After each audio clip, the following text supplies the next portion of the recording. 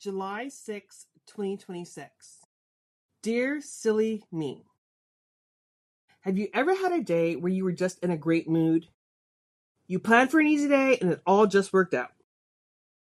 Well, today I had 2 interviews scheduled, and as usual, I was nervous. I had a little time in between the interviews so that I can calm down in time for the next. I don't know why, but I get such a high from doing interviews. It is something I know I am good at. I know how to sell myself. I come off as confident and like I know what I am talking about. I usually only apply for jobs I know I can excel at. Today, my interviews were in my field of profession, mental health. I was interviewing for a BHT, behavioral health technician, and an RBT, registered behavioral technician, position. I love the career that I'm in. Working with kids makes me so happy. I love the moments when I see things click in their head, seeing the light bulb come on. I love knowing that I was able to help them make that connection. So today, on my drive into town, I had an interview that I wasn't expecting and was offered a position. And then I continued to drive and I had a second interview where I'm supposed to hear back for that position. And then I got to my third interview. And by that time, I was giddy. Who expects to be offered a job and potentially a second job in an hour and a half drive? So I debated whether or not I was going to do the third interview. Decided to do it because it's my dopamine. And I go in and I meet with HR and we have just a great conversation. I enjoyed myself. I laughed. I talked. I felt like I made a connection. Interview lasted about 30 minutes before I got up and left.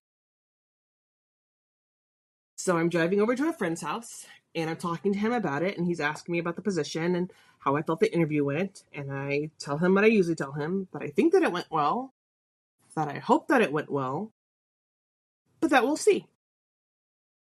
And then I head to my friend's house where I get to surprise him with the loaf of bread that I made, and we get to just kind of hang out and chill. On the other end of that, I had texted my other best friend and said, hey, guess what? But she hadn't answered. And so I was kind of killing time in between leaving his house and going home, hoping that I would get to see her. Didn't hear from her. And at 3 o'clock, I was like, okay, I finally need to go home. I've got things I need to take care of. So I'm going to pack up.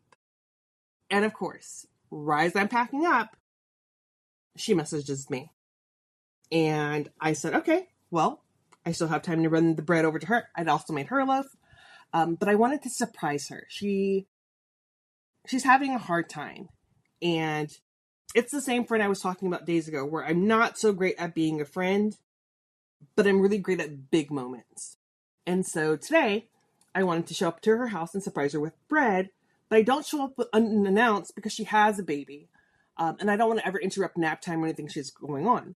So when she tells me she's up and she's about, I ask her, what's going on? And she tells me that she's having a bad day.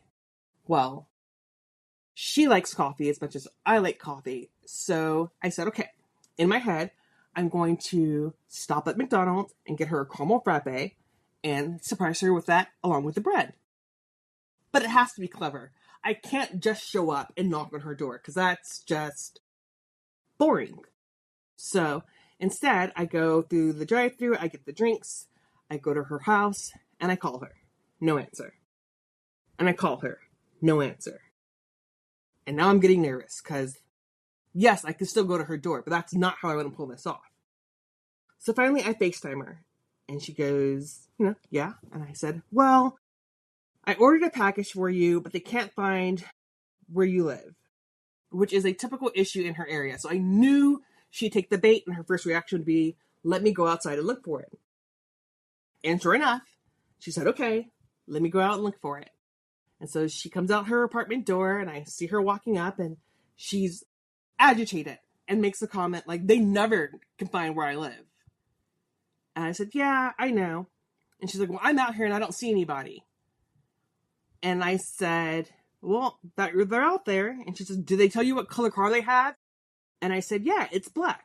Mind you, I am sitting in my black car, like dead in front of her. And it wasn't until she heard like the repeat from my radio of her voice that she recognized I was standing there. And she was like, oh my gosh, what are you doing here? And I surprised her with bread and coffee, because sometimes you just need a friend to pop in and give you a treat. And it was fun. Like, genuinely, I wish I would have had more time with her. I would have loved to play with her and her baby and her little girl. But I didn't have time today. And I realized that I need to make more time to spend with people that I care about. But it felt so good. It felt so good to be with friends. It felt good to laugh and smile and just think about me.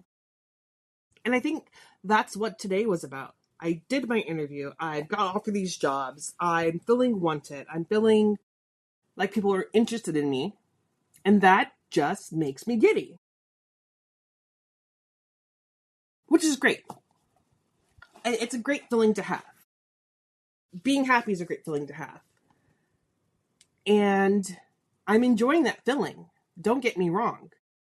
But then I wonder, how do I translate that to home?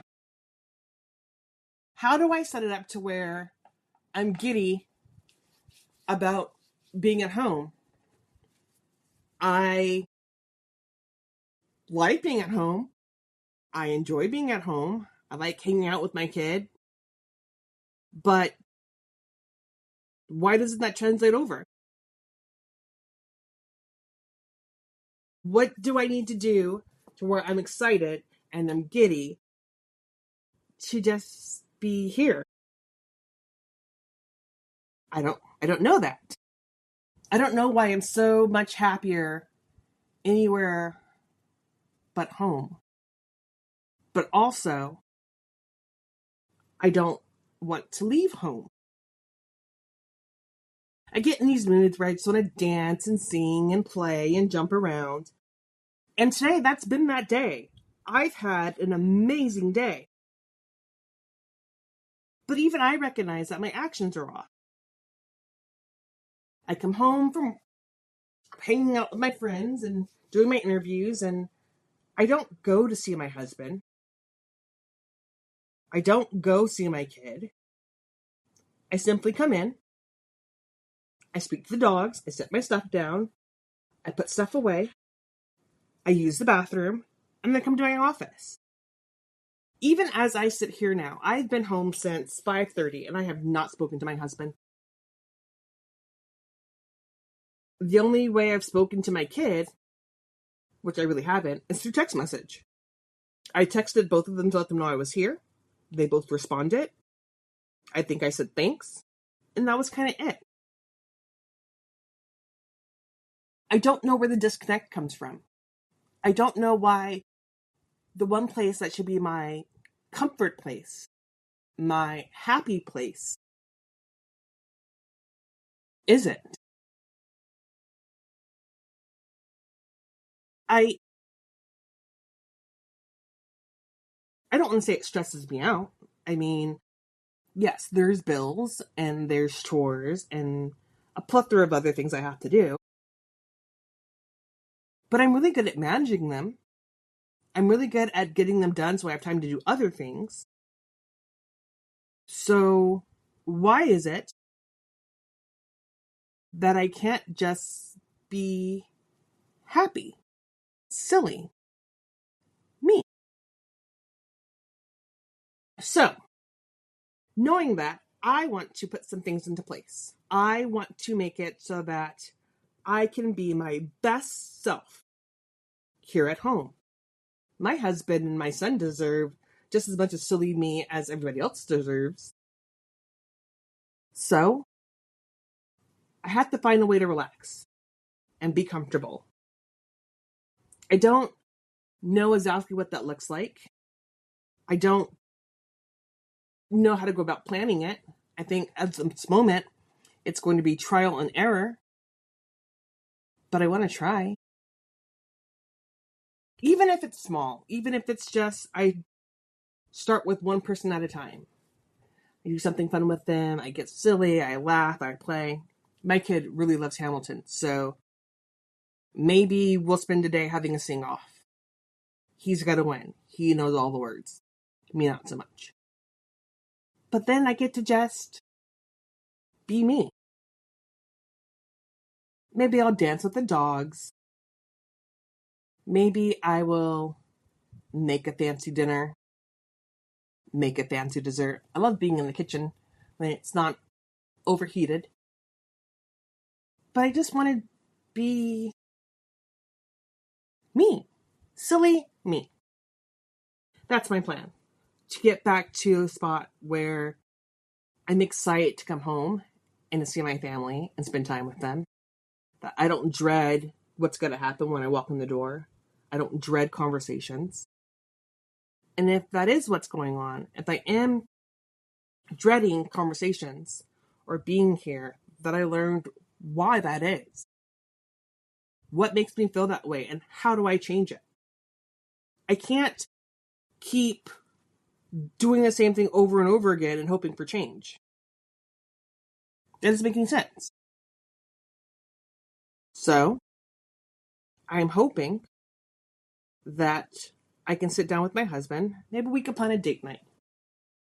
I don't know what the date night would look like or where we would go or what we would do. We live literally in the middle of nowhere. But I'd like to get back to enjoying my time with him. I'd like to get to a point where we're laughing and we're playing. I want to like him again. Don't get me wrong. I love my husband.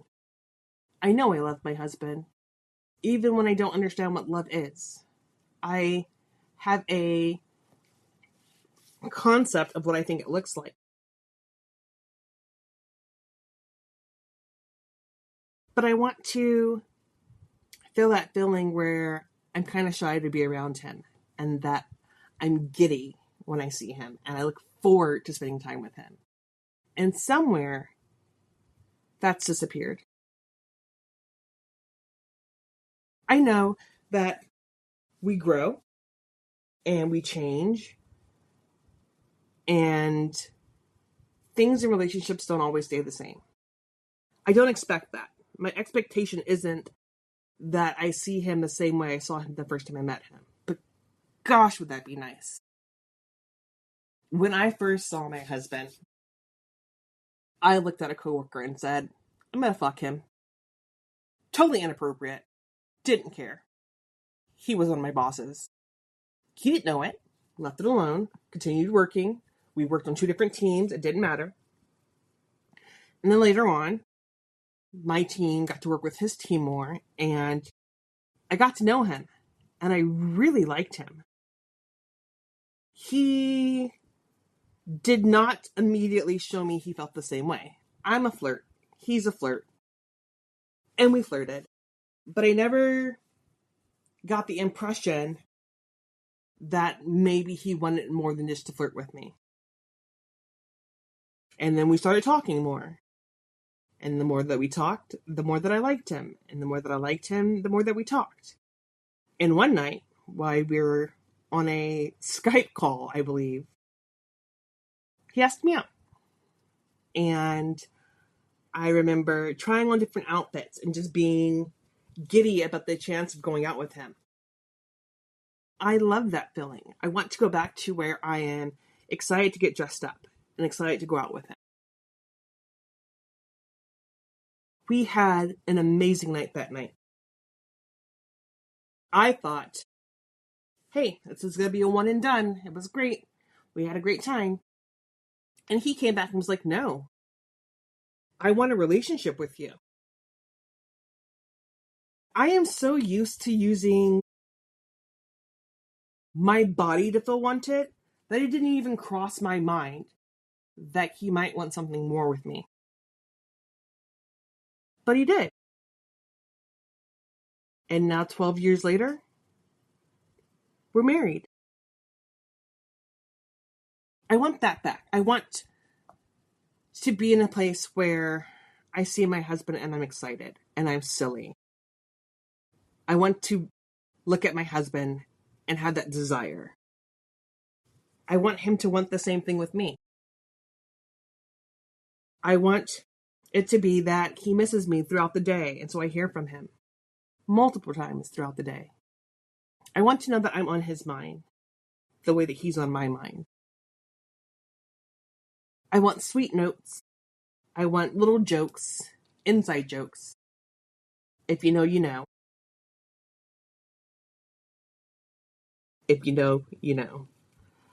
Oblong shapes and circle holes. I want my friend back. We were such great friends. And it's weird because you talk about how, like, taking things out of the friendship zone means that you could possibly lose a friendship. And I did. I lost my friend. I'd like to have my friend back. I'd like for us to be silly in the middle of the store and race and joke. I want to steal his Coke again and drink it, even though I hate Coke. Detest drinking Coke. But if it's his Coke, it changes things. I want to steal his bag of candy to where he has to find me to get it back. And I still don't give it back. I want to flirt with my husband. I want to be with my husband. And I recognize that means making changes on my part. And I'm not good with change. I'm not good with change. It's slow for me. But I think that it's worth it. He's worth it. More importantly, I'm worth it. I guess on this journey of journaling, I'm learning that not everything has to be the same. Not everything has to be all bad. That things could make no sense and they could be really crappy. But coffee and homemade bread makes it better. Laughing with a friend on the phone makes it better. I am here for that reason. I want to be that little thing that makes it better. If I could bring you a loaf of bread, absolutely would. Absolutely would love to. If I could send you a coffee, I'd do it. If I could sit on the phone with you and just hear you, I would. If that's what you're needing, if that's what you're wanting, I can give you space to do so. I could leave my email so that you can message me and say, hey, I just need to talk. I just want somebody to hear me, to see me. I want to just be silly. I want to laugh. I want to go to bed knowing that I survived the day and that I'm healing. Surviving means that we simply made it through it. Healing means we made it through it and we didn't let it diminish us. I like to explain it as, again, you stub your toe. It hurts really bad. You survive it, but you keep walking in spite of stubbing your toe before. That's healing. So, just remember, today is another page in the story. It doesn't have to be perfect, it just has to be written. And before you close your journal tonight, ask yourself, what was your slice of pie today? Until tomorrow. Love you loud.